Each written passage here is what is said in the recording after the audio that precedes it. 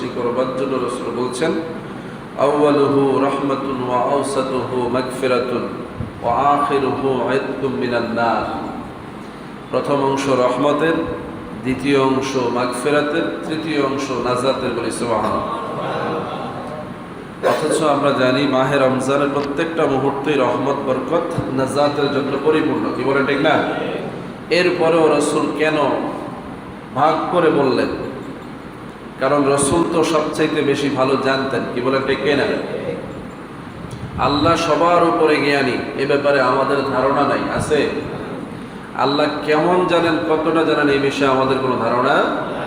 কিন্তু রাসূল কি জানতেন, কেমন জেনেছেন, এই ব্যাপারে একটা ধারণা আমাদের আছে। এই বিবেচনায় আমরা দেখি যে পৃথিবীতে সবচাইতে শ্রেষ্ঠ জ্ঞানী হচ্ছেন মুহাম্মদুর রাসূলুল্লাহ সাল্লাল্লাহু আলাইহি ওয়াসাল্লাম। তাই নবীজি মুহাম্মদুর রাসূলুল্লাহ সাল্লাল্লাহু আলাইহি ওয়াসাল্লাম শ্রেষ্ঠ জ্ঞান নিয়ে উম্মতের জন্য যে কথাগুলো বলেছেন, যে নসিহতগুলো করেছেন, এগুলো অবশ্যই গুরুত্ব রাখে। কি বলেন ঠিক না?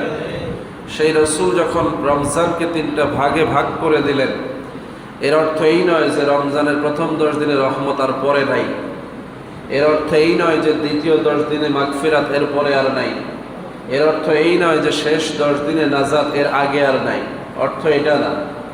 অর্থ হচ্ছে প্রথম 10 দিনে রহমত, এই রহমত পাওয়ার জন্য মানুষ পেরেশান হবে, আর রহমত যখন পেয়ে যাবে তখন অটোমেটিক তার সাথে রহমতের সাথে মাগফিরাত, নাজাতও পেয়ে যাবে। বলি সুবহানাল্লাহ। এরপরেও তার কাছে আরো উৎসাহ সৃষ্টি করবার জন্য রাসূল বলে দিলেন, দ্বিতীয় অংশ এবার মাগফিরাত খোঁজো। এবার আর রহমত চাওয়া লাগবে না, রহমত তো চলেই এসেছে, রহমত তো পেয়েই গেছো, এবার একটু মাগফিরাতটা খোঁজো। কারণ মাগফিরাতের ব্যাপারটা একটু গুরুত্বপূর্ণ। কি বলে ঠিক না? রহমত আল্লাহ রাব্বুল আলামিন সর্বব্যাপী করে দিয়েছেন।